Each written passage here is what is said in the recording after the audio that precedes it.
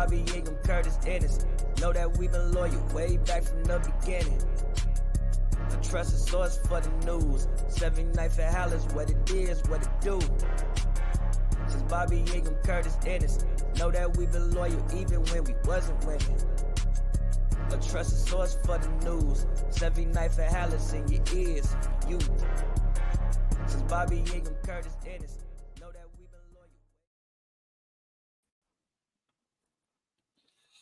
Ladies and gentlemen, welcome back to another edition of 79th and Halas, episode 245. Man, it is your guys, Scott and Flows. You know to follow us on all social media platforms at Barberchair Scott, at Flows and Delaney.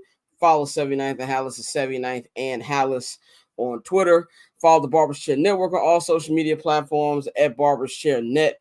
You can also subscribe to our Patreon, man. Patreon.com/Barberchair Network. If you want to get your 79th and Halas episodes before anybody, that's where you need to sign up on there now, man. It is Thursday, August 1st, 2024, man.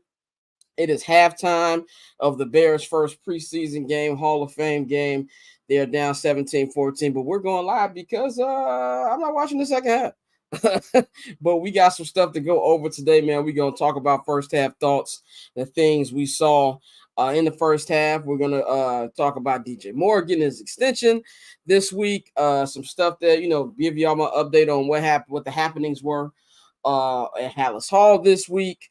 Should Ryan Poles go all in now? Now that he spent a lot of money this offseason, should he go all in and even trade for a pass rusher like Matthew Judon over there in New England, who's having issues with his contract situation? And we're going to talk about our favorite Devin Hester moments as D. Hest, along with Mongo McMichael and Julius Peppers, will be going into the Hall of Fame this Saturday. And we're going to get to Flows one-on-one with Bear starting linebacker TJ Edwards. Flows, how you feeling? Fine. I mean, it's a preseason game. I love football. I love football more than most humans, but relax. It's a preseason game. Who cares? I don't care enough. No. It's still football. No. It's still football. It's trash football. I'd rather watch the UFL. And we have a little quarterback competition going on. As Orlando said, Badgett better update that LinkedIn. It's against third stringers, bro. Badgett against third stringers. Ripping QB competition going on, man. But did you watch any of the first half or anything? I watched most of the first half. What'd you think? What were your thoughts, if any? It's a boring game. I think the cool at least try to get your media on. I think the cool part is that you'll always see a few players who they're fighting for their livelihood, They are fighting for the fact that they have to have a position on this 53-man roster, and this is their showcase. It's not like watching, I'll be honest, Caleb Williams in preseason, I don't care too much. I want to see it. It needs to happen. He needs to get the reps, a feel for the speed, but it is never going to compare to that person who is fighting for a spot on that roster. And that happens in preseason. That's what makes it fun. At the same time, because the games themselves don't have too many stakes, it can get boring to watch. That being said, some of the things that I saw that I liked, this is not a Bears player. Davis Mills has sort of solidified himself as a person who will always find a check in the league because he's a good backup. That's literally perfectly what he does. And it was evidence when he was playing the Bears too, is that I've been doing this for quite a while. I don't think he's been in the league 4 or 5 years, maybe that. But I know what I'm doing. I know how the operation works. I may not be a big home run guy, but I know how to put it all together and make the easy throws that are there. That was cool. I like to see Austin. I liked what I saw with Austin Booker, him getting off the ball quickly, getting his hands out there on those tackles, using that large frame and using his length to be able to push the defender into the quarterback to really make that pocket smaller. In addition to that, being able to get his hands near the ball just by having his hands up when the ball is thrown. Those are some cool things, some surprises. I saw Khalil Herbert out with the threes. Didn't expect that. Obviously, cut watch. I know that DeAndre Swift is a starter. It seems like Roshan has got most of the twos and their reps, not most, but I'd say about half of the twos, half of the reps. Khalil Herbert has got the other reps for the threes. So it's interesting to see Roshan in with the twos, Khalil in with the threes. It's an interesting spot. The Bears kept, I don't know how many, 3 running backs last year, so it may not be a cut spot. But it's interesting. It's an interesting place he finds himself in. Besides that, I mean, Brett Rippin. Some cool throws. You know, it was interesting to see him throw the pigskin and some zip on it with the threes. That made the first half exciting. And outside of that, well, congrats, Orla. Yes, my son. Orlando says toe flows if some Braves come. That's why he's irritated right now. He gotta go back to school in 2 weeks. I've got 13 days left. I'm not 13 days. I love my job. I'm excited to get back and play, but at the same time, like, here we go. But shout out D. He said, "Welcome back." Even though we didn't go anywhere, we appreciate it. It's season 10 of this glorious podcast. We appreciate everybody watching right now. Everybody in the chat says Badgett CrossFit career loading. Badgett is gonna look like John Elway in the UFL.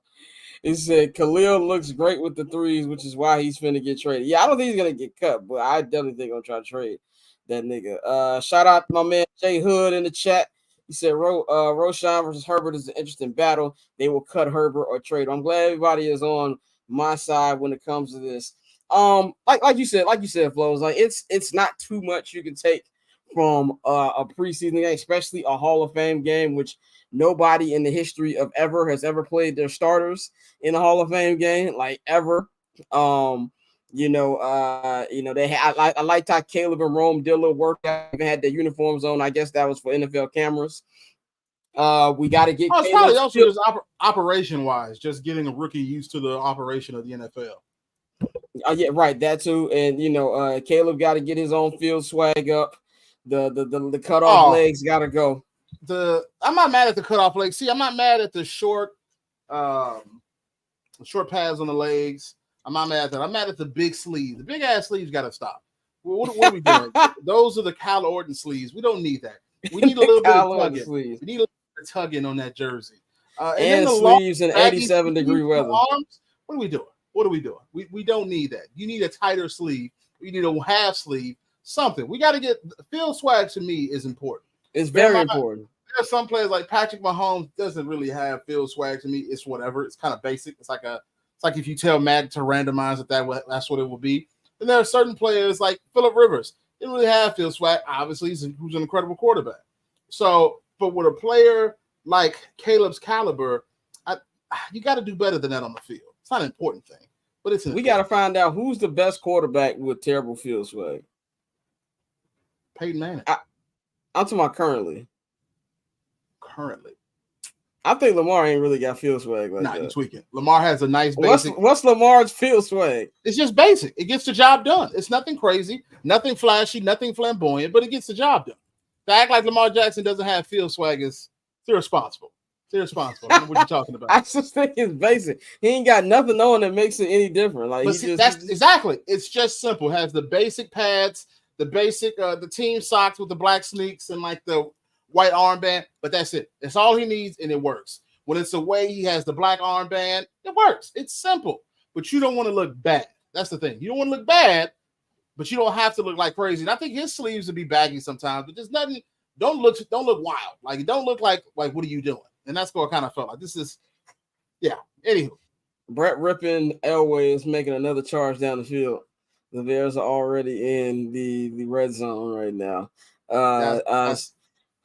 I understand it's against third stringer, so we're doing too much. Jay Hood said, Paul said it'll be very hard to make this thing. That's who? Bates, the tight end. He just caught that pass. Yeah. White sleeve Lamar was heat too. Is it Stafford? I don't know. Stafford got his own field swag when he went to LA. No, LA, true. Yeah, he went to Detroit Lions. Stafford was no field swag whatsoever. It was bad. Yeah. When he got to LA, he turned it up a little bit. It's probably Stafford. Field swag. I hated Peyton Manning, but it probably was a product of the era he grew up in. I'm looking at Matt Stafford's LA field swag. It's a lot better. Really gets the job done. The half sleeve with the tape on the wrist, that's fire. Gets the job done. Brady didn't get field swag till he grew the hair out in the third championship year. Yeah. When he grew the hair out, that's when he got field swag. But it was always simple to me. It's always simple. He had the half sleeve. Said Burrow got Hitler Youth swag. That's what he got right now with that haircut. It's funny. I'm looking at all these players just so I can have them. Kirk Cousins field swag some love. Yeah, it is. Joe Burrow's field swag is perfectly fine. It's the quarter sleeve. Did you see the new haircut? Sleeve. Oh, he looks not crazy. The new haircut. Yeah, the Hitler Youth. He looks like he turned off his body cam. He went from being super cool to looking like he like one of them Slim Shady extras when Eminem performed the VMAs like 20 years ago. But yeah, I can't take much from this. What do you think of, like, I don't think Tyson Bagent's really stood out in camp. I don't really think Brett Rippon is stood out in camp either. And I understand Brett is going against third stringer, so it might be a little easier for him than Tyson. I think he might have a better arm than Tyson too. Like, I feel like they were going deeper down the field. Basic play wise, it looks good. As you said, Joe, when we were leaving practice a couple days ago, you got to wait till you see it before you give Shane Waldron any type of love. But I think from what I saw in this game, for the plays I saw, but it's really not too much to digest from this. It's just something that they do to kick off Hall of Fame weekend, which is funny because the Bears won't even be there for the Hall of Fame on Saturday. They'll be at practice and we'll be there as well. So that's just pretty much what we got from that, man. Moving on, are you ready to get into your TJ Edwards interview? Yeah. Is there anything you want to say before we play this? Anything? Yeah, Mills definitely juke 92. Oh my Lord. Put him in the freaking basket. That was embarrassing. No, I mean, please bear with me in my interview. I didn't focus correctly. I was looking. I didn't focus correctly. It was my fault. I was trying to help you out, man. I was trying to help you say I didn't focus correctly. This fat man didn't. I'm not going to put it on your good directing name. That was my fault. So you a little struggle with the focusing of it. The camera was focused center shot, which was on the background instead of the foreground. But I didn't want to stop the interview. Y'all had audio like, excuse me. So I just like, hopefully this blurs back out. We'll shout out our video guy Nikhil for cleaning up the video as much as he possibly could. But go ahead. My bad. I interrupted. He is I really like interviewing TJ Edwards. This is probably my third time if we're including locker room interviews with him. And seeing the fact that this is a Chicagoland area, Lake Villa, around there, a little around Lake Forest area, who is aware of Chicago and its history, and just knowing what it means to be a Bears fan, what it means to understand the team and the history. And so to see him and have a conversation with him was pretty fun. All right, we're going to get into it. Flows, about 5 minutes sit down with TJ Edwards, and then we'll be back. First off, thank you for taking the time to chat with us. This was the first day with pads on. Yeah. How do you compare and contrast the intensity from days that are pads on versus pads off? I mean, I think, anytime it's the first day of pads, it's a little different, right? That's like, those are days you never forget. Just the first time to get out there and run around with a new team and actually get to hit somebody and stuff like that. So it's good. I think obviously it's controlled intensity a little bit right now because it's our own guys, but it's still good to kind of just get your pads underneath you and really set them for especially O-line, D-line. But it was a good start for sure. I've never had, of course, the pleasure of playing professional football, but I remember when I was a kid playing Pop Warner, and the defense is always more chippy than the offense. I don't know the reason why. Can you elaborate why the defense just always gets going first?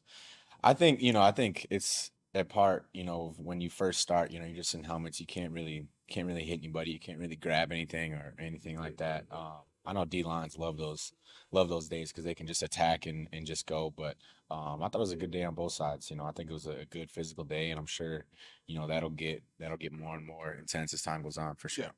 So speaking on Caleb Williams in the offense, what do you think your job is as a defense to prepare him? I mean, he is a rookie quarterback, but you all are still considered a top-notch defense in the league. What do you think your focus or your job is to make sure you're bringing out the best of him consistently? Yeah, I mean, I think first and foremost, we want to make sure we're doing what we're supposed to be doing for us, right? And I think right now the only competition we have is our offense, and that's a really good group. So for us, we want to, make sure our disguises are looking right, making sure we're all on the same page with things first and foremost, and then just go out there and compete. They got some really good guys. Obviously Caleb being a young guy, but they got great vets too who really going to challenge us every day, and I think he's just handled it well, and we've been going back and forth, so it's been fun for sure. Now, moving on from the team to personal accolades, you're coming off of a stellar campaign with the Bears your first year, over 150 combined tackles. I believe you were 7th in the league in tackles. You also had 3 interceptions, if I'm not mistaken, a couple of sacks. Dropped a couple too. Had a few. When you look at the success you have had last year and going into the second year with the Bears, how do you keep yourself motivated? Because those are very high stats. Going into now, you're going into your second year. What is the difference between keeping yourself motivated after having such a hot year? Yeah, I mean, I think in this one, right, it's a what have you done for me lately league, right? So it's one thing to do it one year, but the great ones, the guys that are at the top of the league every year, they do it consistently.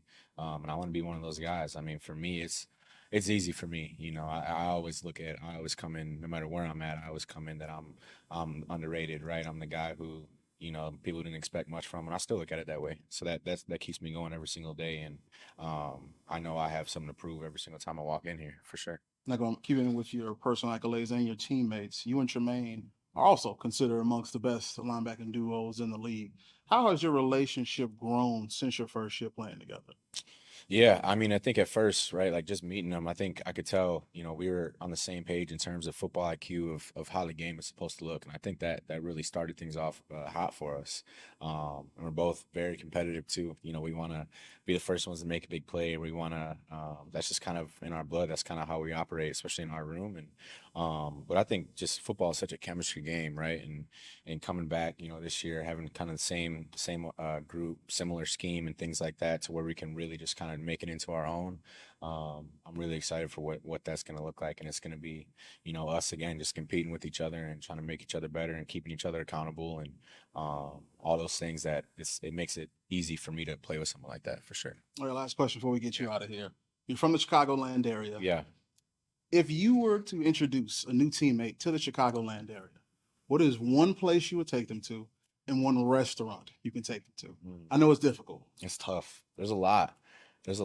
I mean, people love the river and all that, and I think Summertime Shy, in my opinion, is best in the world. Oh, yeah. Best in the world. So any place in the summer to go outside and walk around.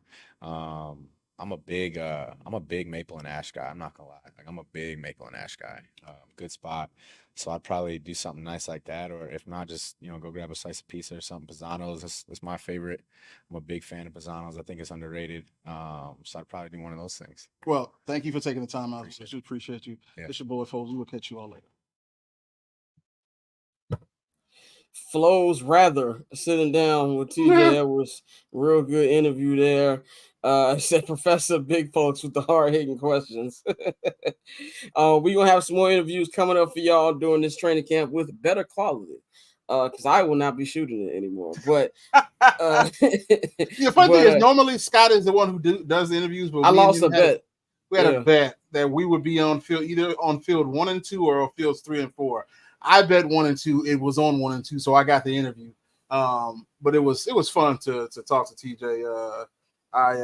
It's early, so you don't really have any hard-hitting questions about, like, we're used to in the middle of the season where it's like, you guys stink. What are you gonna do to get it back?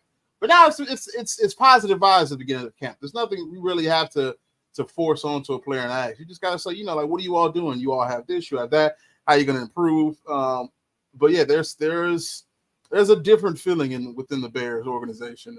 It seems like it's more hopeful. And it's interesting. I was looking at DJ since I wasn't DJ Moore when he was talking to you all, since I wasn't there, and or he was talking with someone else. It's about Musa Muhammad and how wide receivers. That was during the press conference. Yeah, wide receivers go there to die, and he was like, "You all can pack that up." And I was like, "That's true." And it didn't start with TJ. It started with Brandon Marshall, then Alshon Jeffrey, and it started with the fact that the Bears gave themselves modernity, being modern, and allowing the offense to spread and grow via the forward pass, something invented decades ago. So it's fun to see the Bears culture change, but also bearing fruits of the change that happened over a decade ago. Shout out Caleb Williams being interviewed right now on the sideline. Caleb is by Lisa Salters. Caleb is very media trained. Like, this nigga got a LeBron motor. Like, shout out our guy Herb Howard. Herb asked him an amazing question about like what's some things that you're not confident about that that you need to work on. And he really thought about it for a minute and gave a nice, real detailed answer. I watched his 20-minute interview with Courtney Cronin on ESPN. Real good interview, but you can tell this nigga's media. You can't trip him up. At least right now. He ends every press conference with Dub Bears or Go Bears. We'll see if he's doing that week 8 after a loss to Green Bay and he threw 2 picks. Week 8 when you're 4-4, the team stinks and you got to search for an identity. And it's like 48 degrees outside. Like we'll see because this is Halloween. But shout out to Mikey. He said that TJ Maple and Ash. TJ think he me. That's hilarious. But real good interview. You asked some real good hard hitting questions. TJ was, and we waited a long time. But shout out to TJ. He was real. He was into it. It wasn't one of those interviews where he was just like, let's just get this over with. You can tell it was a real good interview. So shout out to TJ, man. What'd you think about the Hard Knocks trailer? Let's talk about that real quick. What you think about that? I'm excited. It's funny. I knew they were going to go with the angle. The Bears have a legacy and all this. And on my head, I'm like, no, you don't. No, you don't. No, there is no more monsters of the Midway. They died decades ago. Now you have to write a new. Legacies end if there is no heir apparent to said legacy. Legacies truly do end. And so you're saying that the Bears are the Targaryens when Game of Thrones started? Yeah. The Mad King ruined everything. Your legacy is done. What are you going to do now? What are you going to do now? And right now, I think we are lying to ourselves if we say the Bears have a legacy. No, they don't. They have a name. Monsters of the Midway are just a name right now. There is nothing beyond that. And so I think the best thing for the Bears to do right now is to formulate who they are and who does it mean to be a Bears player. Because when you think of Monsters of the Midway, I think of the 46th defense. I think of defensive linemen who can get you without even needing the linebackers. But then I think about the linebackers coming with the defensive linemen. And then after that, I think of sweetness. I think Phil Emery was the Mad King.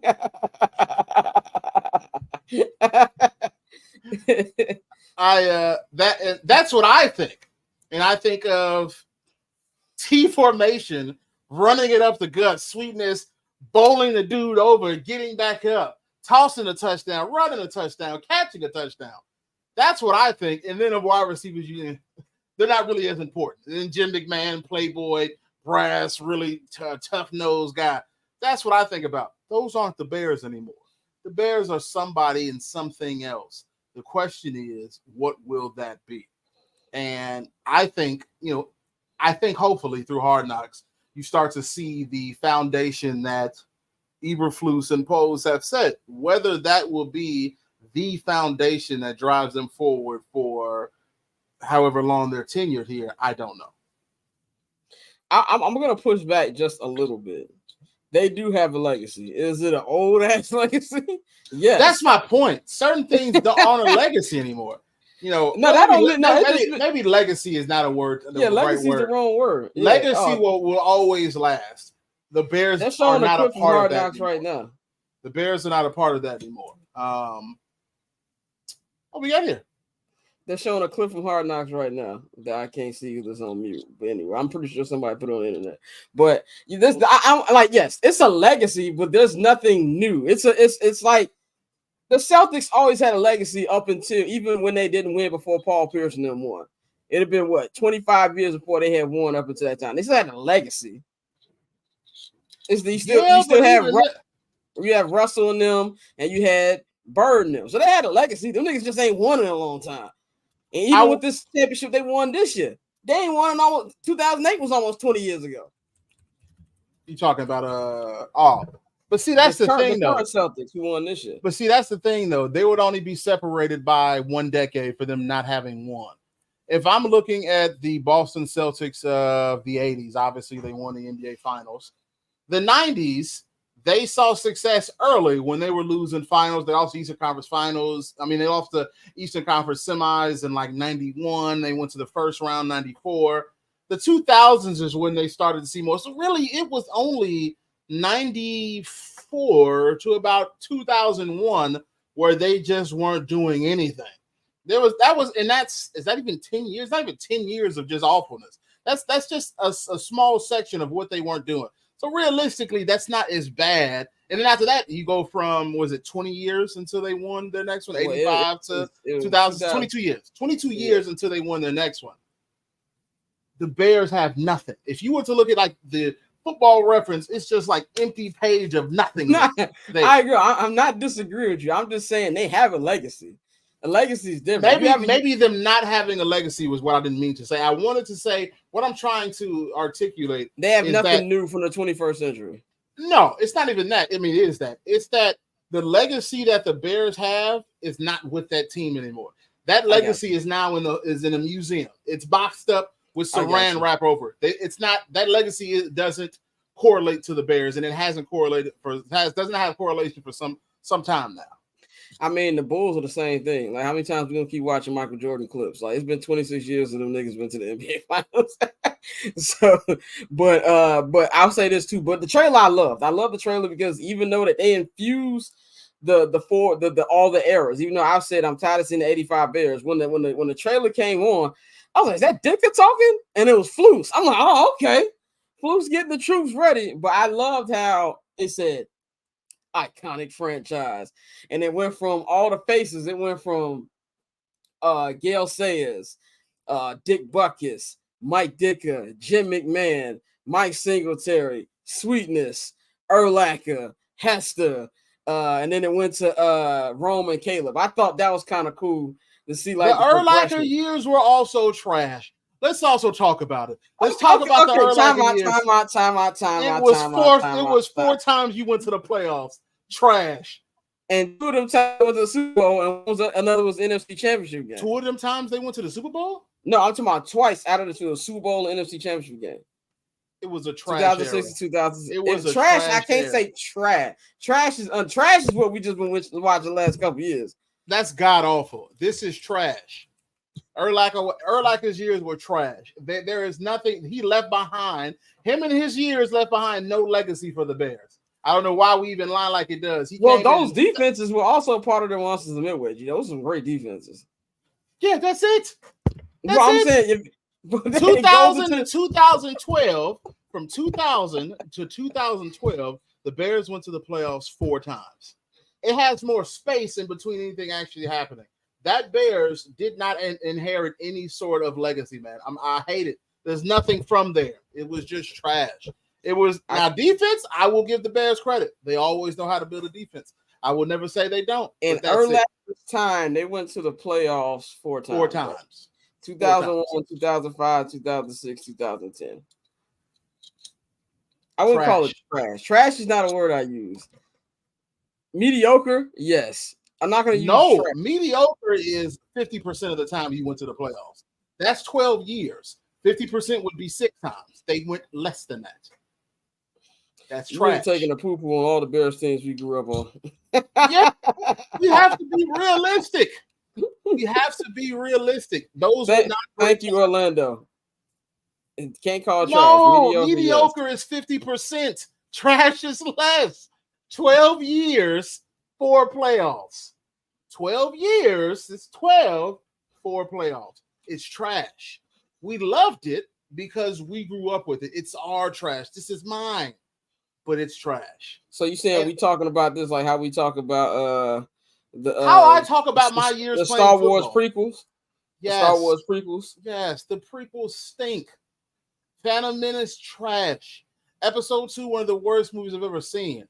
Episode 3, okay.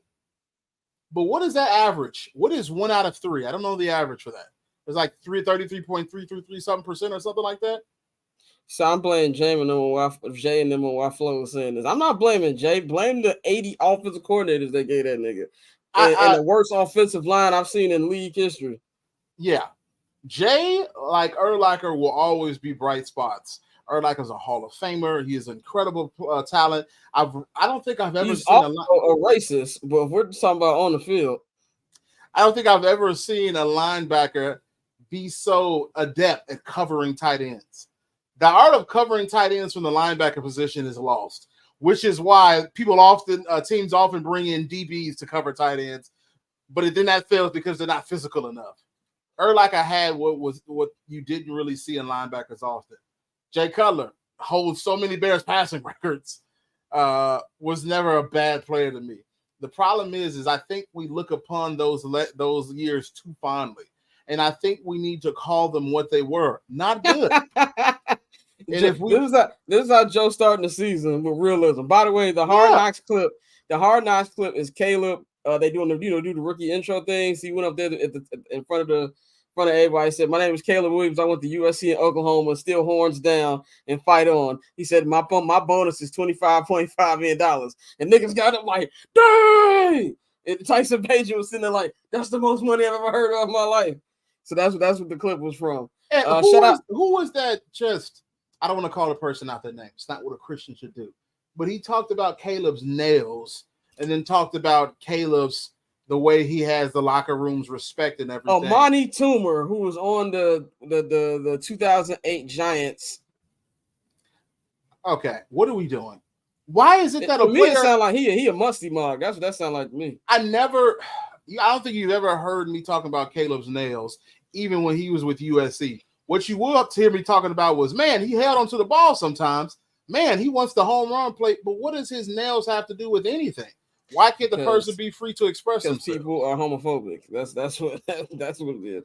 Shout out to Robert Shaw in the chat. He said, "Love you guys. Camp updates. Good work. Congrats." Thank you, Robert. Thank you to all y'all who getting the tune of the program, man. We done gained like 200 new followers since camp started. Shout out to all y'all. Orlando says, whoa, brother. That wasn't Phantom Menace that was trash. It was Clone Wars. I hope you're talking about Clone Wars, the movie. No. I hope you're talking about the movie. He's talking about Attack of the Clones. I'm about to say, I know you're not talking about Phantom the greatest piece of Star Wars awful act ever. Phantom Menace is awful. No, it is not good. It is not a good movie. It is trash. First of all, this is not a Star Wars show, so I'll be very brief. Now that we on Barbershop, we go off topic. The first thing that we saw in there is the Trade Federation imposes an embargo. It's like, what? This is Star Wars. I don't care about politics. What in the world are you talking about a trade embargo for? I'm like, okay, George Lucas, great with the big picture. Sometimes he missed it with the small. Then you have the fact that Darth Maul, who is shown three times throughout the movie. That's it. And then all of a sudden, he's the big bad. But why is he the big bad? Sidious, explain more who Sidious is. You don't really see it. There are only two. Basically, it assumes a lot about the world and the lore of Star Wars without actually telling you what's happening. You just have to go and say, oh, right, the Sith. Oh, right, they come in too. Right. Oh, Darth Sidious. Right. Oh, Darth. Oh, Darth's the title. Gotcha. Like those type of things. And then if you go into Attack of the Clones, I hate saying, just nonsense. God awful acting in that movie. I love Hayden, but god awful acting in that. The fight scene was incredible. Fight scene I can't even stunt. I can't even hate. Great. It's incredible. Ewan McGregor versus Ray Adam, forgot his name. Was great. Anywho, moving on. Because I can talk about Star Wars forever. Let's get back to our notes. We're talking about the DJ Moore extension next. Unless you had something else. No, I was just saying that I'm excited to watch Hard Knocks, man, which airs this Wednesday on HBO. Hopefully you see either me or Flows in the background on one of these, because they had the camera in our faces multiple times. Now, whether we not escape, but make it through the cuts or the editing process is a different question. But anyway, extension, big news came out this week, a couple days ago. Practice was, what's today? So that was Tuesday. So the news came out Tuesday night that DJ Moore signs an extension with the Chicago Bears. He already had 2 years left on his current deal. 4-year extension, $110 million, $86 million guaranteed. So now the Bears' core offensive players, their core players in general, locked up for the next couple years. Montez Sweat, of course, got his contract like a week after he got traded. We all know Jalen Johnson got his big deal this offseason.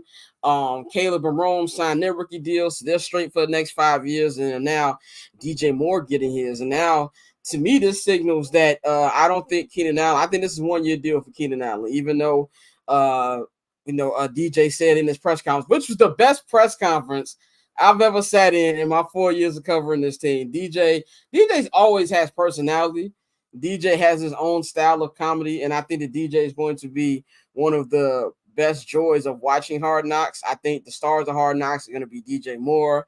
I think DeMarcus Walker is going to be big on there. I think Jalen Johnson is going to be big. Caleb, obviously, but that's who I think. But, DJ, man, he was happy about it. He said he just wanted to get the deal over with because, it didn't really matter to him about being the highest paid wide receiver, matching these other contracts that we saw get passed out. He just wanted to be settled here because he loves playing in Chicago. And I love how he admitted that. With a muff punt? Yeah, muff punt. Cut alert. But I love how he kept the G, saying that when he got traded to the Bears, he wasn't really happy about coming, even though it had nothing to do with the Bears. He had just moved into a new house in Carolina, and now he had to get everything packed up again. But he said once he'd been around there, he said the Bears have treated him special since the moment that he got traded up until the moment he signed that new contract, man. And you saying stuff like another reason he wanted to stay there is because he feels Caleb's going to be a superstar.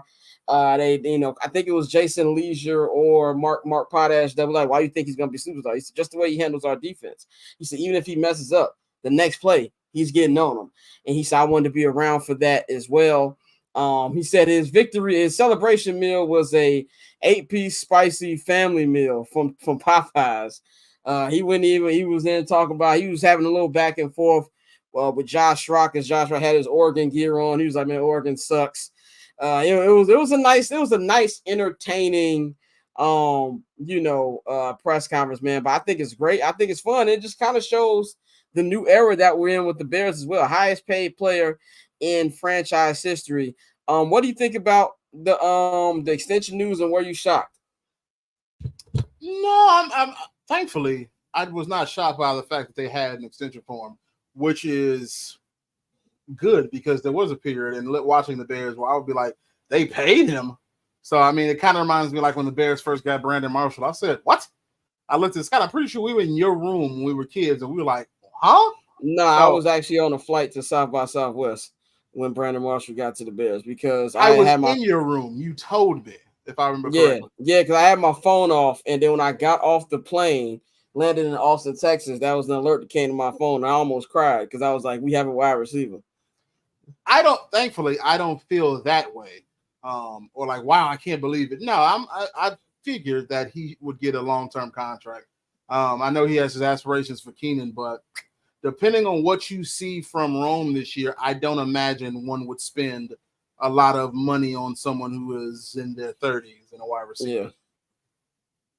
Yeah, especially somebody who he said he wants to get paid. And even though DJ said right after he got paid, he asked Keenan, what's your number, bro, so we can lock you in. Who knows? Maybe they sign him. I don't think so. I think this is going to be the DJ Moore Roma Dunze show for the next 5 years. And DJ Moore's contract runs to 2029, so he's going to be here up until the year that wide receivers are washed. So he's going to be a lifelong Bear. By the way, thank you, Carolina Panthers. Thank you, Carolina Panthers, so much for your dedication and everything. So that leads to my next question, man. Should Ryan Poles go all in? Our guy, Greg Braggs Jr. of CHGO and Braggs in the stand said that he feels that the Bears window is open right now. He said that doesn't mean he thinks the Bears are going to win a Super Bowl or nothing like that right now, but he feels like the window starts and that he feels Poles should go all in and try to go trade for a defensive lineman defensive end like Matthew Judon, who's having not the best. Well, he's having problems with his contract, having a contract dispute with the New England Patriots. Even this week, the Patriots said that they sent the offer. Matthew Judon tweeted, don't listen to what they're saying. I haven't got any offer. He sounds disgruntled. The Bears have extra picks. My thing is this. I don't know if I would say the window is open right now. I think that kind of begins next year. What is that picture? That is me telling you, no, the Bears window isn't open yet. Hold on, let me finish my take.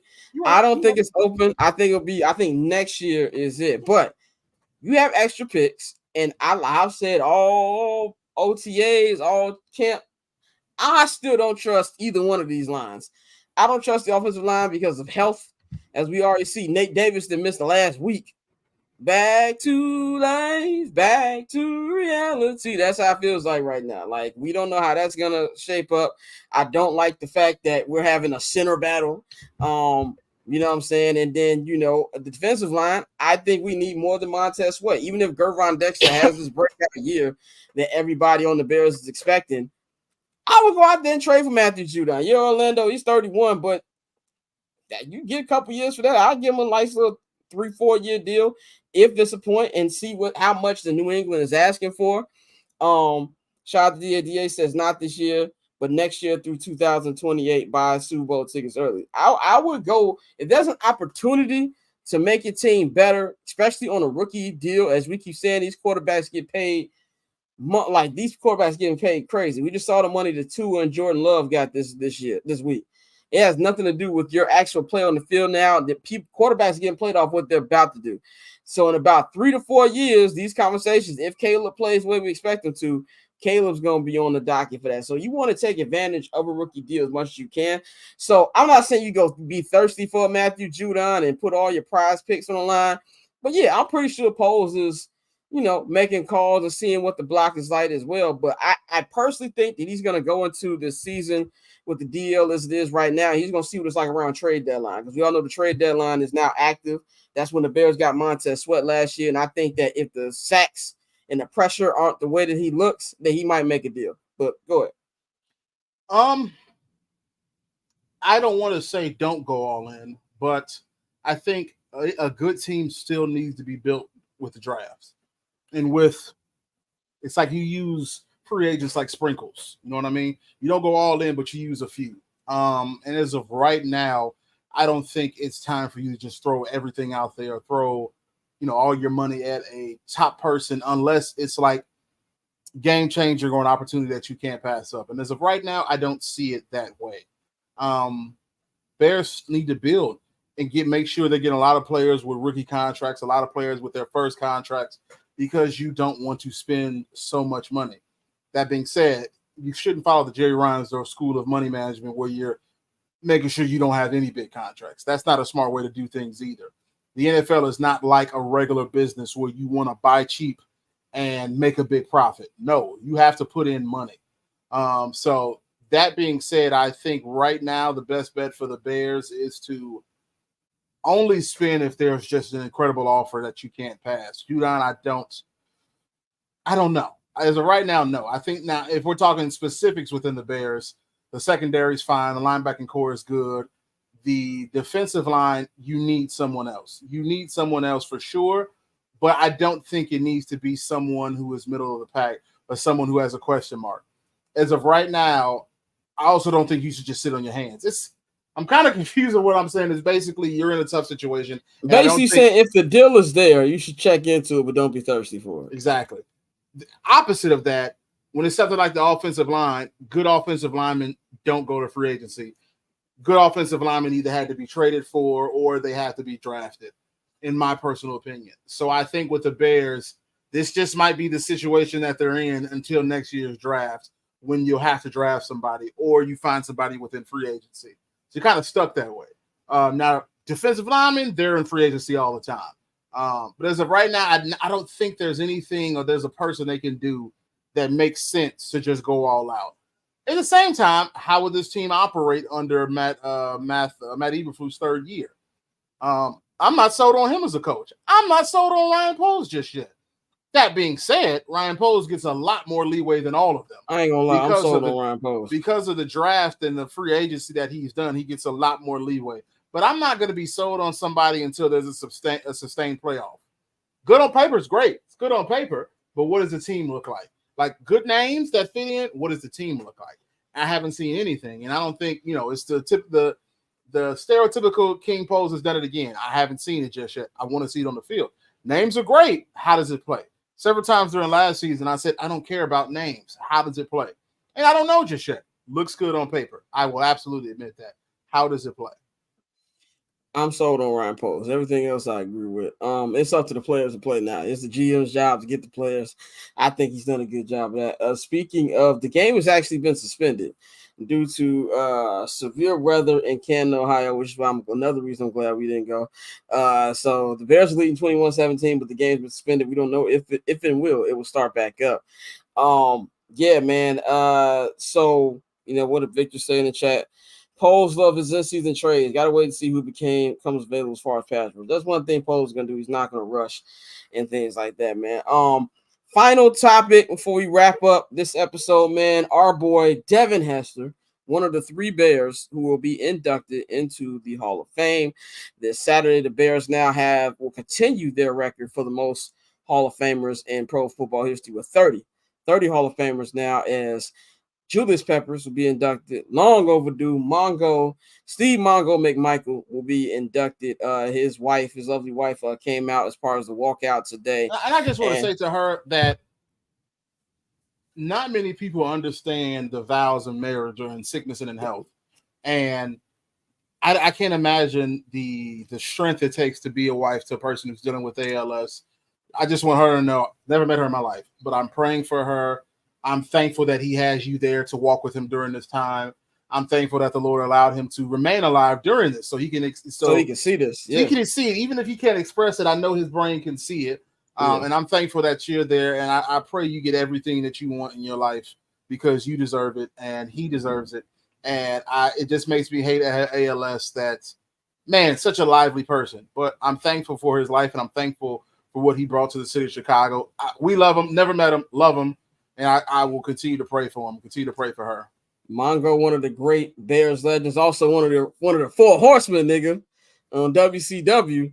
4 horsemen on there. He was, a lot of people forget, Mongo was at the commentary table with Eric Bischoff and Tony Schiavone when Kevin Nash and Scott Hall took over Nitro. So he's a legend in both of those, man. And like you just said, it's crazy just how ALS deteriorates the body. He was just at the 100-year anniversary like 5 years ago, remember?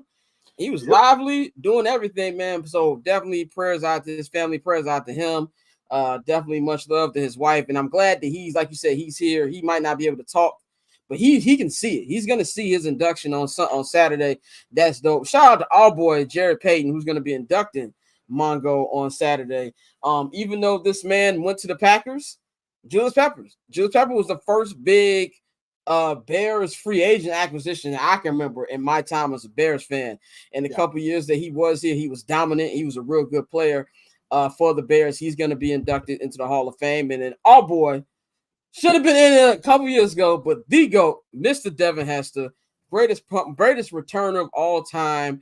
He's going to be inducted on Saturday. I'm very excited about that as well. Man, we saw all of Devin's career. 4-time Pro Bowler, 3-time first all-team pro, most career non-offensive touchdowns in NFL history with 20, and he had 14 punt returns, man. Just crazy numbers. So I want to talk about some of our favorite Devin Hester moments. I think everybody loves the Super Bowl kick. Me personally, I don't love the Super Bowl kick as much as everybody else, because I know how that game. I know how that game ended. Like, I hate it. But it's a gift and a curse for me, because it's a gift because that kick is the peak of my Bears fandom. I have never in my life been as happy as I was at that particular moment. We was at your homeboy CJ crib watching it. His dad had a Super Bowl party. Nigga, our homeboy. Our homeboy CJ. Well, I was just saying that because you had class with the nigga. Our homeboy CJ, he had his dad had a Super Bowl party. And bro, you remember just the energy we felt at that particular moment. You couldn't tell me that we wasn't gonna win that championship that year, man. So but my favorite Devin Hester moment, man, is 2 of them. I got 2 favorite Devin Hester moments. One would be his 2 kick returns against the St. Louis Rams. To the point where if you watch the NFL films mic'd up, Torrey Holt's like, he changed the game, ladies and gentlemen. Don't kick to him. He changed the game. And then my second one would be, remember, it went 3 years. He went 3 years without returning the kick. And then Monday Night Football, the year the Bears won the division in 2010, Monday Night Football against Aaron Rodgers and the Packers, he returned the kick and hopped over the Packers kick and just ran into the to the end zone, man.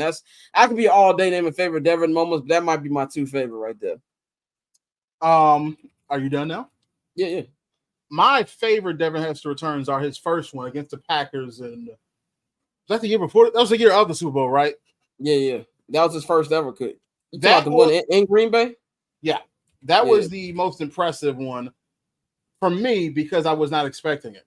I looked and I said, "Who is this?"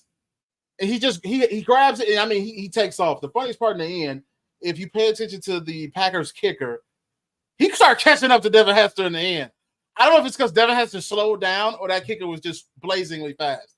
But I'll never forget that return touchdown. That was freaking incredible. But they played that in Green Bay, if I remember correctly.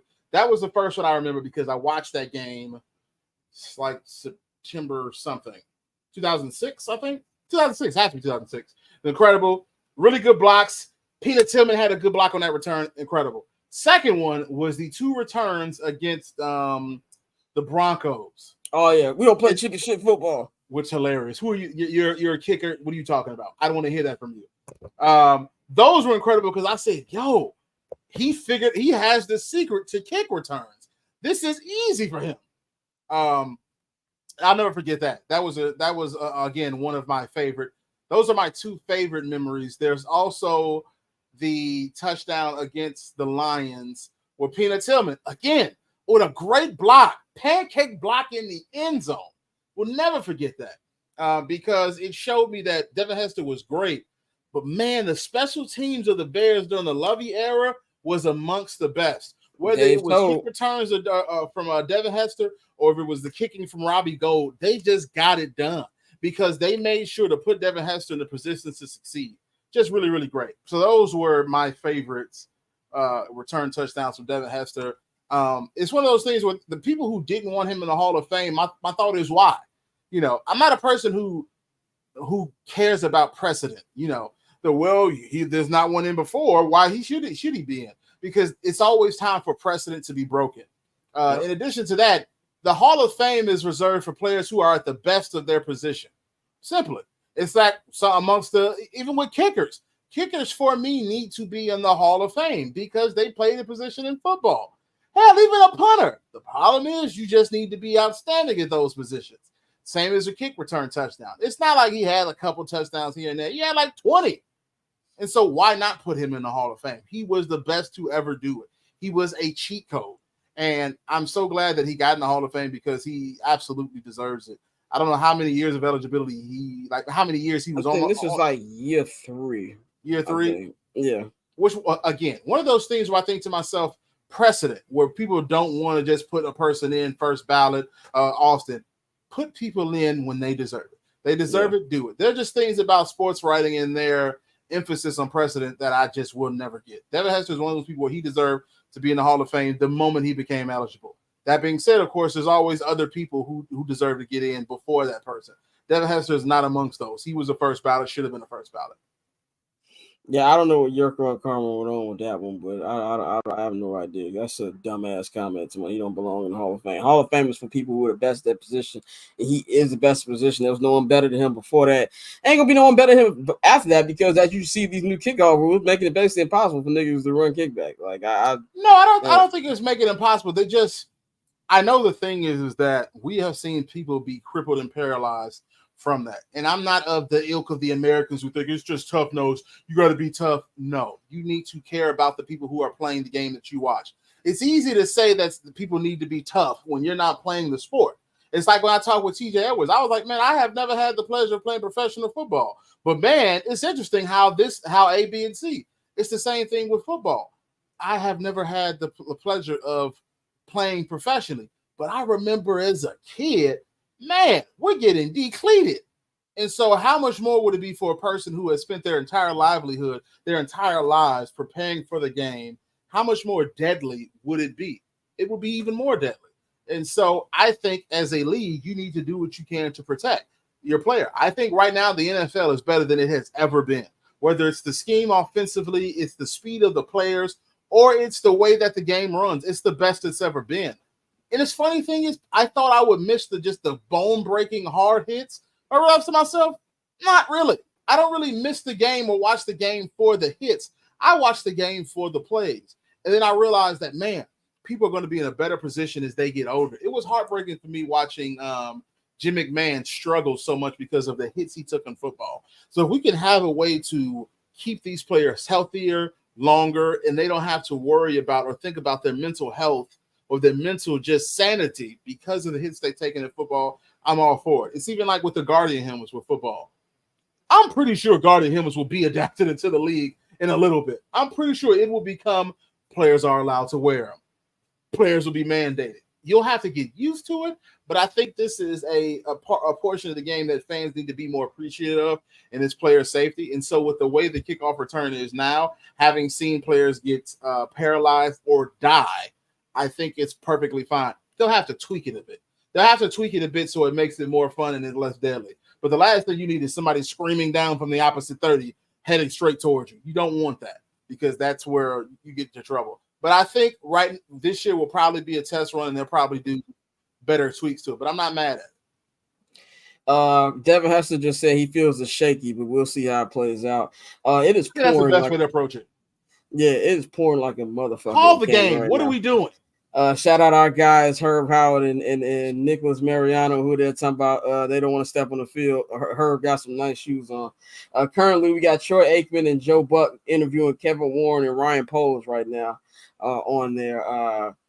Ryan Poles got a little tan, I see. Anyway, next week, we'll be back next week. By the way, shout out to y'all watching. Almost 1,000 people in the chat today.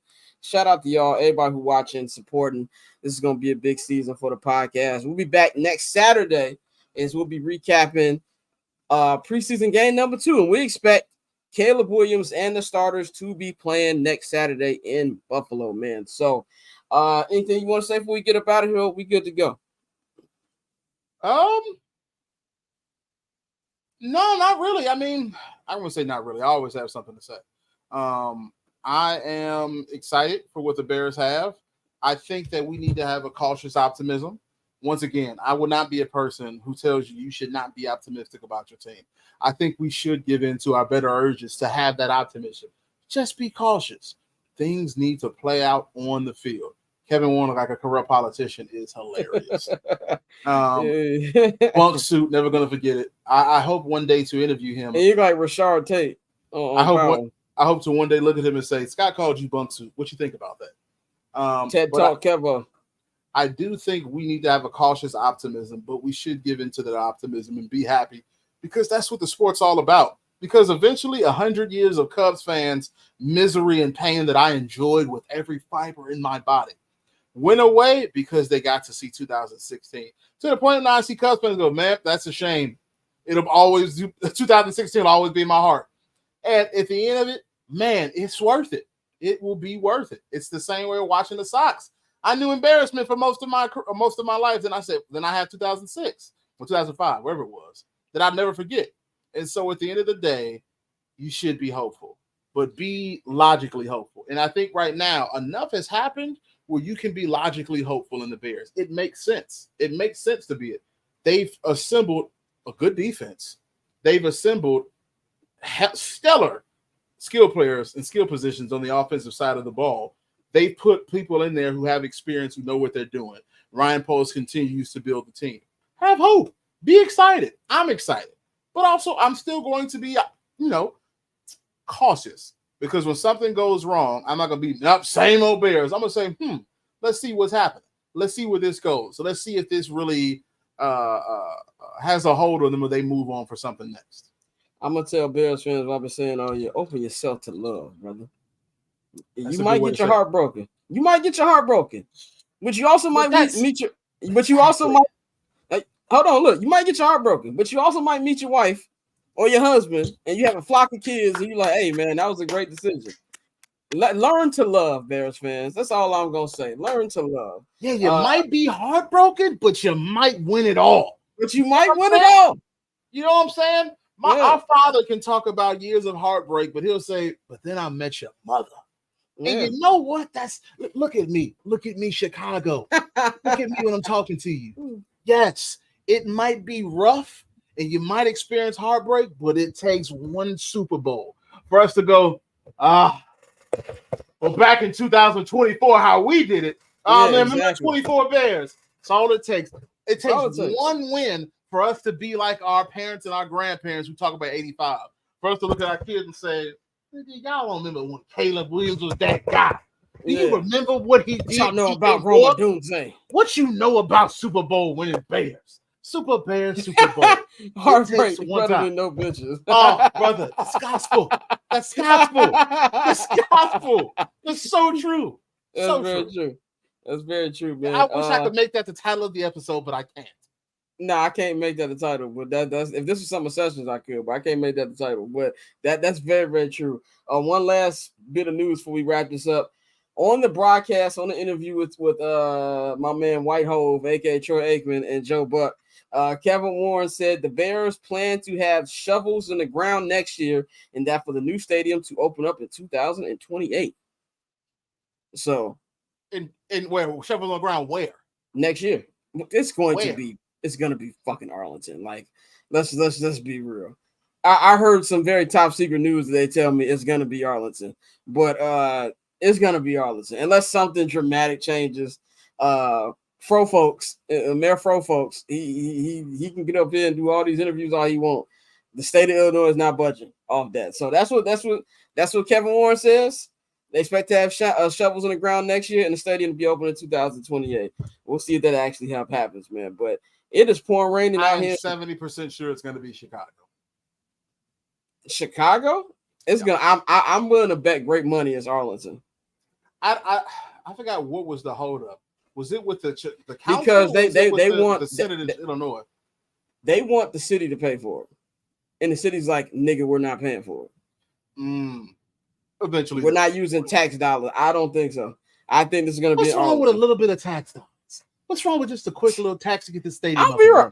It looks nice, but they don't even know what they're going to do. I personally prefer to be in Arlington, but I do think how much do you all make from city stickers and license plate stickers? Just defer a little bit of that towards the stadium.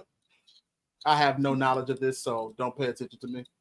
We'll see, man. But that's all we got for y'all on this edition of 79th and Halas. We'll be back next Saturday, August 10th, for episode 246. We're going to break down yet another week of camp and the Bears' second preseason game, which will be the first game that we expecting Caleb Williams and starters to play against Josh Allen and the Buffalo Bills next Saturday. So y'all can follow me on all social media platforms at Barberchair Scott. You can follow Flows at Flows Andolini. On all social media platforms, you can follow the pod at 79th and Halas on Twitter. Follow the Barberchair Network on all social media platforms at BarberchairNet and subscribe to the Patreon, patreon.com/Barberchair Network. Y'all enjoy y'all weekend. Tune in if I'm not going to hold you tomorrow, 5 p.m. Central Time on Barberchair Network and H&B Media. We're going to talk about this another day. Shout out to Jay who said, y'all rain delay theater. So, yeah, man. So, y'all have a good weekend, and we'll holler at y'all next week. We out.